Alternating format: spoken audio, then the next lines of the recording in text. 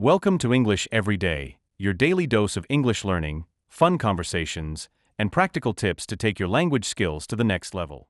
Hey everyone, and welcome back. We're doing a deep dive today, and Oh, cool. yeah, we're going to be looking at all these tips for learning English fast. Nice. Yeah, 13 of them to be exact. Wow. So we've got all kinds of stuff, articles and research and personal stories from the author, and Cool. So like a good mix. yeah, good mix. Nice. We're going to figure out what really works for learning English fast, whether you're starting from the beginning or just need a little boost. Yeah, because there's so many English speakers in the world, like over 1.5 billion. Wow. It's definitely a good skill to have. Yeah. But it can be kind of intimidating too, right? Sure. Like, where do you even begin? Right. This guide is really cool, though, because it says that anyone can learn to be fluent.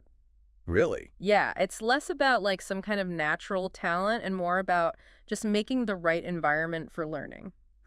That's interesting. Yeah. So the guide starts off talking about this idea of immersion. Okay. But it's not just about, like, going to an English-speaking country. It's more about making, like, an English bubble in your own life. Yeah, making it part of your everyday life. Right, exactly. So, like, one thing they suggest is actually changing your phone settings to English. Oh, wow. Have you ever tried that? I have. What was that like? It was kind of weird at first, just like looking at all the apps and stuff. Wait. But I definitely started like picking up words just by using my phone.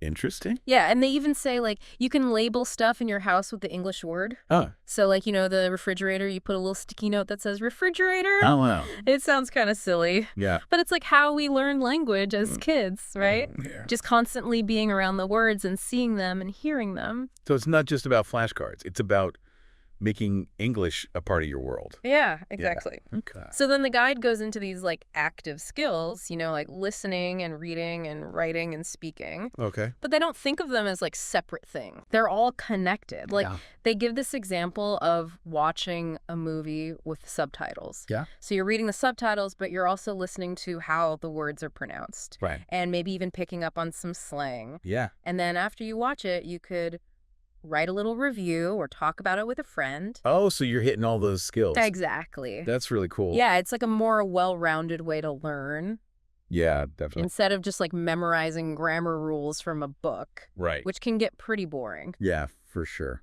Okay, so this is where I thought it got really interesting. Okay. Tell me. They start talking about using technology and AI for learning English. Oh, wow. That's cool. Yeah, it's pretty amazing how much technology can help us learn languages these days. Right. So they're really into these apps that can make like a personalized learning plan for you. Oh, cool. Yeah, like based on your level and what you want to learn. Like they talk about the apps from English Path specifically. I've heard of those. And yeah, they seem pretty cool. Yeah, like that they're personalized. Me too. It's like having a tutor right in your pocket. Right, exactly. Okay, but this is what really blew my mind. What is it? They talk about using AI for storytelling practice. Really? Yeah. Yeah. Like I'm imagining like the AI gives you a story prompt Uh-huh. and then maybe like gives you feedback on what you write. Wow, is that even possible? I don't know, but it sounds pretty amazing. It does. Okay, so before we go too far into the future here, Yeah. the guide also talks about a more old school technique, What's that? translation. Oh, interesting. Yeah.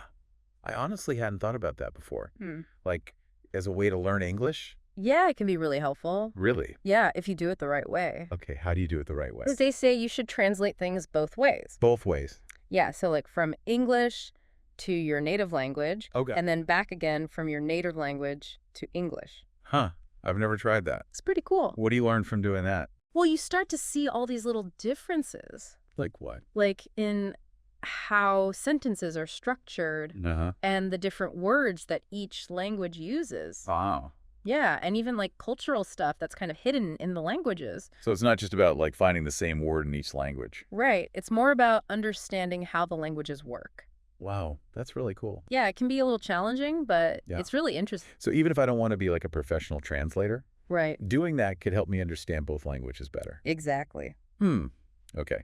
I'm adding that to my list of things to try. Cool. So we've talked about immersion and active learning and using technology and even translation. It's a lot. Yeah, this guide is packed with different approaches. It is. And we're just getting started. There's even more cool stuff coming up in the next section. I can't wait to hear it. Yeah, it's pretty amazing. Okay, let's take a break and then we'll dive into that. So One of the things that kind of surprised me in the guide was this idea of like actually thinking in English. Oh, really? So, like, instead of thinking in my native language and then translating it to English? Exactly. Huh, that sounds hard. It can be, but they have some good tips for making it easier. Okay, what are they? Well, they say you should start small. You know, like don't try to translate like every single thought. Right. Just focus on like simple everyday stuff. Okay, so like what? Like, you know, if you're thinking I'm hungry in your native language, Uh-huh. try thinking it in English instead like I'm hungry. Okay, so just switch the language of those little thoughts. Yeah, and you can do it for other things too, like where are my keys or time for a walk. Okay. Mhm. I guess I could try that. Yeah, it's about making English feel more like second nature. Yeah, less like I'm always having to translate in my head. Right, exactly. But how do you actually make that a habit? Well, they say one way is to just keep surrounding yourself with English as much as possible.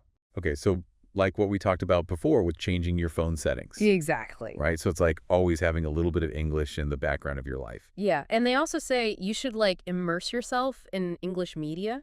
Oh, okay, like music and movies and stuff? Yeah, exactly. Okay, I do that anyway. Yeah, but it's not just about passively watching or listening. Oh, so I should be like actively engaging with it. Right, like try to understand the lyrics when you're listening to music. Okay. Or maybe write them down.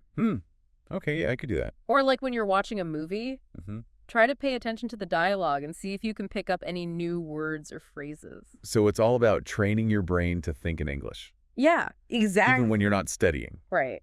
That's a really cool idea. So then they get into this other really interesting idea. Okay, tell me. They say you can use voice assistants like Siri or Alexa to practice speaking English. Oh, wow. That's a good idea. Right. Yeah, I hadn't thought of that. So instead of just like asking Siri for the weather, you can try having a whole conversation with it in English. Oh, wow. Like really talk to it. Yeah, and ask it questions and give it commands and even tell it jokes. That's funny. Yeah, it's a fun way to practice without feeling self-conscious. Right, because it's not like a real person. Exactly. And the best part is you get instant feedback on your pronunciation. Oh, that's true. Yeah, like if you say a word wrong, Siri will usually correct you. That's pretty cool. Yeah, it's like having a little English tutor in your pocket. Right. Okay, so remember we were talking about using AI for storytelling practice? Well, they go into more detail about that here. Okay, I'm still a little skeptical about that. Really? Yeah, I just don't know if I can really learn to write better in English by interacting with a machine. Yeah, I get that, but it's not as weird as it sounds. Okay, so how does it work? So there are these AI platforms that are specifically designed for interactive storytelling. Okay. So like you choose a genre or a theme or you get a prompt and then you start writing your story. And the AI helps you? Yeah, it can like analyze your writing as you go. Oh, wow. And give you suggestions for different words or phrases or even grammar corrections. Just like having a writing partner. Exactly, but without the judgment. Uh-huh. And they never get tired of reading your drafts. Okay, I'm starting to come around to this idea. Yeah, it's actually pretty cool. And they also talk about translation again. Right? I'm still really interested in that. Yeah, it's a really powerful tool. So we talked about translating things both ways. From English to my native language and then back again. Right.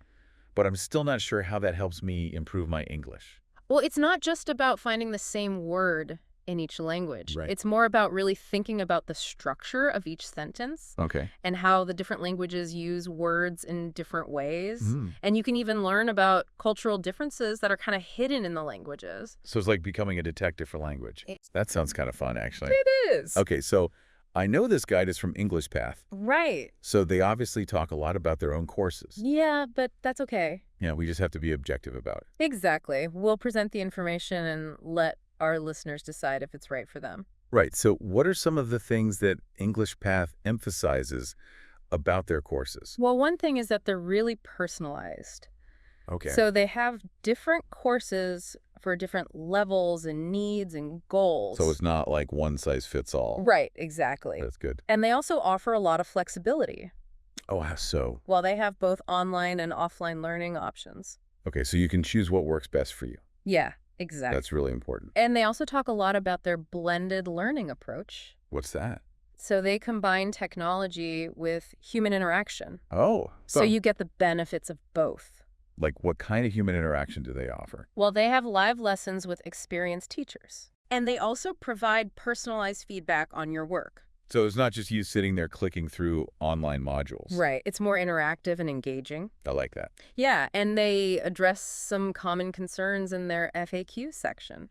Oh, like what? Like they say their courses are for all levels, Okay. from beginners to advanced. Good to know. And they also say that English doesn't have to be your first language to enroll. Oh, that's great. Yeah, it makes it more accessible. Definitely.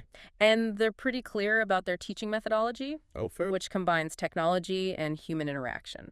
Cool. Well, we've covered a lot of ground in this deep dive. We have. From high-tech AI tools to good old-fashioned translation techniques. Yeah, but there's still more to come. Oh, really? Yeah, the next section has some really unique approaches that I think our listeners will find fascinating.